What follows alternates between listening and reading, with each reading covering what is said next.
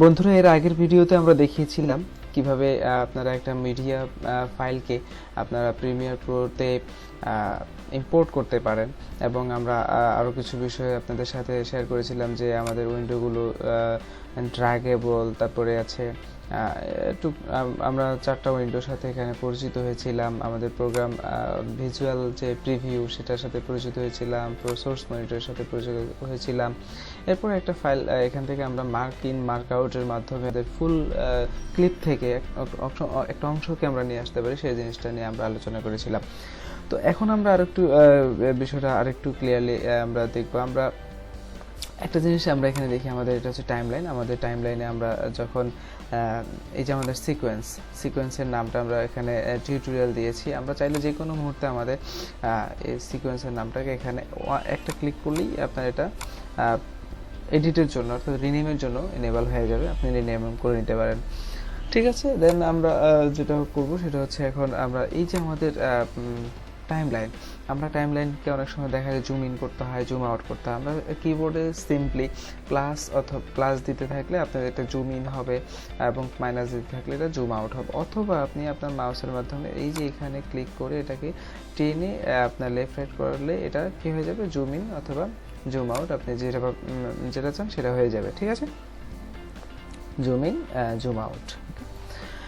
দেন যেটা হচ্ছে আমরা এটাকে কিবোর্ডের মাধ্যমে আমরা এটাকে আমরা প্লে করতে পারি। যেমন আমরা সিম্পলি যদি এটাকে প্লে করতে চাই, আমরা এখানে আমাদের প্রিভিউ অর্থাৎ প্রোগ্রাম যে ভিজুয়াল প্রিভিউ উইন্ডো, সেখান থেকে আমরা এটাকে প্লে করতে পারি। অথবা আমরা জাস্ট স্পেস কিবোর্ডে স্পেস কি দিয়ে আমরা এটাকে প্লে করতে পারি, এবং আবার আপনি যখন রিটার্ন স্পেস প্লে অবস্থায় যখন আপনি স্পেস বারে ক্লিক করবেন তখন এটা আপনার স্টপ হয়ে যাবে। এছাড়াও আছে যেমন আমরা চাইলে আমরা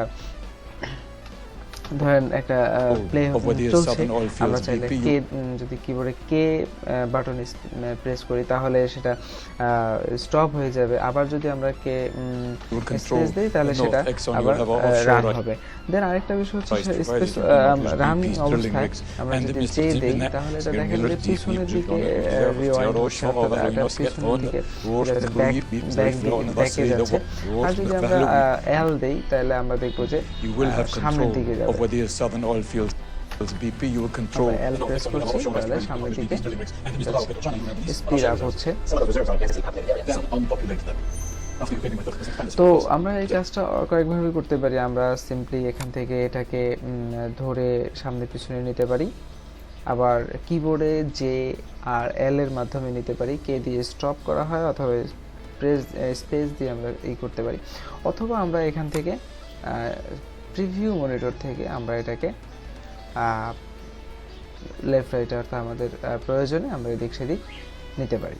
ঠিক আছে, দেন আমরা খুব ইম্পর্টেন্ট একটা ব্যাপার, ধরেন আমরা এই ক্লিপটা নিয়ে আসলাম, আমরা মেইন ক্লিপ থেকে, আমাদের মেইন ক্লিপটা হচ্ছে এটা, মেইন ক্লিপ থেকে আমরা একটু নিয়ে আসলাম, আমরা এটাকে দেখেন আমরা এখন অন্য একটা ক্লিপ নিয়ে আসবো, সেটা হচ্ছে এখান থেকে অন্য একটা জায়গা থেকে কিছু নিয়ে আসবো। আমরা এই পরের অবস্থানে আমরা চিন্তা করছি এটা আমরা কিবোর্ডে জাস্ট আই এবং ও অর্থাৎ আপনার মার্ক ইন এবং মার্ক আউট, অর্থাৎ আপনি প্রথমে যেখানে ধরবেন অর্থাৎ যেখানেই ধরেন আপনি আই প্রেস করলে এটা মার্ক ইন হবে, অ্যান্ড ও পরবর্তী প্লেসে ধরে ও প্রেস করলে এটা আউট পয়েন্ট হবে। ওকে, আচ্ছা, দেন আমরা একটা করি, সেটা হচ্ছে এবার যদি আমরা এটাকে টান দিয়ে ধরে এনে আমরা এখানে রাখি, একটা জিনিস খেয়াল করবেন, আমি যখন এটা কাছাকাছি রাখছি তখন এটা কিন্তু ম্যাগনেটিক একটা ব্যাপার এখানে কাজ করছে, সে অটোমেটিক আপনার এখানে লেগে যাচ্ছে। ঠিক আছে, আচ্ছা, আরেকটা বিষয় আমরা খেয়াল করছি যে আমাদের প্রজেক্টের এই যে আগের অংশটা খালি, তাহলে আমরা জাস্ট এটাকে রাইট বাটন ক্লিক করে রিপিল ডিলিট দেওয়ার সাথে সাথে এই আমাদের একেবারে বিগিনিংয়ে চলে আসবে। ঠিক আছে, একবার শুরুতে চলে আসবে এটা। তো মূল যে বিষয়টা বুঝতে চাচ্ছিলাম সেটা হচ্ছে আমরা যখন একটা ক্লিপকে নিয়ে আসছি তখন এটা ম্যাগনেটিক একটা ব্যাপার এখানে কাজ করছে। আচ্ছা, এটার কারণ হচ্ছে আসলে এখানে এই যে বিষয়টাকে আপনারা ইনেবল অবস্থায় দিতে পারছেন, এটার নাম হচ্ছে স্ন্যাপ। আপনি জাস্ট কিবোর্ডে সিম্পলি অ্যাস ক্লিক করলে এটা আনচেক হয়ে যাবে যদি চেক অবস্থা থাকে, আর যদি ডিসিলেক্ট অবস্থা থাকে অর্থাৎ আনচেক অবস্থা থাকে তাহলে আপনি আবার এস দিলে সিলেক্ট হয়ে যাবে।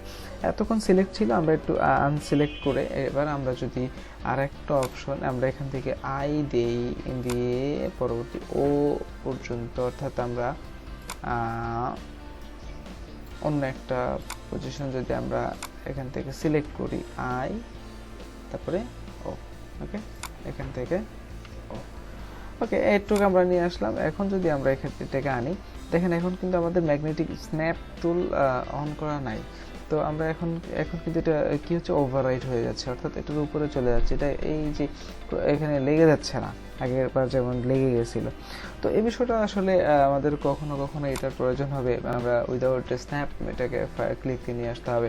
কখনো কখনো আমাদের স্ন্যাপ টুলটা প্রয়োজন হবে। স্ন্যাপ দিলে সাথে সাথে আমাদের কি হয় যে অটোমেটিক সে এখানে আসার সাথে সাথে মিলে যাচ্ছে, অর্থাৎ এটার লাস্ট অংশের সাথে এটা অ্যাডজাস্ট হয়ে যাচ্ছে।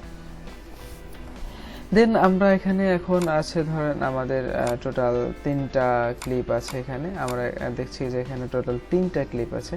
আমরা চাচ্ছি যে আমরা একটা পরে অন্যটাতে আমরা সরাসরি, আমরা তো এইভাবে যেতেই পারি, টান দিয়ে যেতে পারি, এভাবে যেতে পারি। আমরা কিবোর্ডের মাধ্যমে আপ অ্যান্ড ডাউন এরো, আপনি যখন ডাউন এরো দিবেন তখন আপনি সামনের দিকে যেতে থাকবেন এবং আপ এরো দেওয়ার সাথে সাথে আপনি ক্লিপ চেঞ্জ করতে পারবেন, ঠিক আছে। আচ্ছা, দেন আমরা ডাউন লেফট এবং রাইট এরোর মাধ্যমে আমরা যাইতে পারি, কিন্তু সেটা হচ্ছে খুব ক্ষুদ্র, অর্থাৎ এক ফ্রেম, আপনি ফ্রেম অনুযায়ী যাবে। আমরা একেবারে জুম ইন করে দিলাম তাহলে আমরা বুঝবো। এই যে দেখেন এক ফ্রেম, আপনি একবার দিচ্ছেন এক ফ্রেম করে, এটা লেফট অ্যান্ড রাইট এরোর কাজ। একটা করে ফ্রেম যদি আপনি সরে যেতে চান তাহলে আপনি just left and right arrow use করবেন। আর যদি আপনি চান যে না আপনি 5টা ফ্রেম পরিমাণ আপনি যাবেন, তাহলে শিফট চাপ দিয়ে ধরে আপনি লেফট অথবা রাইট এরো আপনি প্রেস করবেন, তাহলে এই কাজটা হয়ে যাবে। তো আমরা জুম আউট করে নিই, জাস্ট সিম্পলি কিবোর্ডের প্লাস এবং মাইনাস কি চাপ দিয়ে আমরা এটাকে জুম ব্যাক করলাম।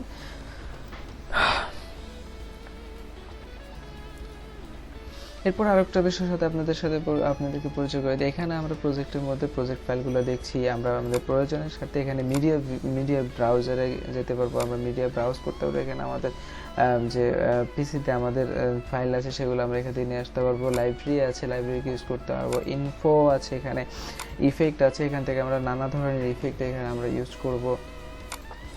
মার্কার্স আছে, মার্কার্স টুলস আমরা আস্তে আস্তে কীভাবে কাজ করে সেটা দেখাবো। হিস্ট্রি আসলে আমরা টোটাল কি করছি, এই যে আমরা এখানে যাচ্ছি, ট্রিম করছি, ডিলিট করছি, এই সবগুলো হিস্ট্রি আমাদের এখানে থাকবে। দেন প্রজেক্ট, আবার আমরা টোটাল প্রজেক্টটা হচ্ছে এখানে, ঠিক আছে। আমরা চাইলে এখানে এটাকে আর একটু ই করে আমরা আইকন ভিউতে দেখতে পারি। আইকন ভিউতে দেখলে আপনারা এইভাবে দেখবেন এবং লিস্ট ভিউতে দেখলে এইভাবে দেখবেন, ঠিক আছে। আবার এটাকে শিফট প্লাস এই মাধ্যমে এটাকে আমরা বড় করে দিতে পারি, ঠিক আছে, একবারে ফুল স্ক্রিন করতে পারি। আবার যদি আমরা ব্যাক একই ইউজ করি তাহলে আমরা দেখছি আবার ফেরত চলে আসছি, ঠিক আছে। তো বন্ধুরা, এরপর আপনারা প্রজেক্টটাকে আমরা ক্লোজ করে দেব। আমরা ক্লোজ প্রজেক্ট, জাস্ট ফাইল থেকে ক্লোজ প্রজেক্ট অথবা কন্ট্রোল শিফট ডাব্লিউ আমরা দেখছি। এখানে আপনারা শর্টকাটগুলো অর্থাৎ কিবোর্ড কিগুলো দেখে নিতে পারবেন, কন্ট্রোল শিফট ডাব্লিউ। তো এটা দেওয়ার পরে আমাদের এখানে একটা নোটিফিকেশন আছে, সেভ চেঞ্জেস টু টিউটোরিয়াল, অর্থাৎ আমাদের প্রজেক্টটা আমরা সেভ করি নাই এর আগে, আমরা জাস্ট সেভ করে প্রজেক্টটা ক্যান্সেল করে দিলাম। তো এরপর আমাদের স্টার্ট উইন্ডোতে আমরা চলে যাব। এরপর যদি আমরা আবার ওপেন করতে চাই তাহলে আবার আমরা ক্লিক করে চলে যেতে পারবো। ধন্যবাদ।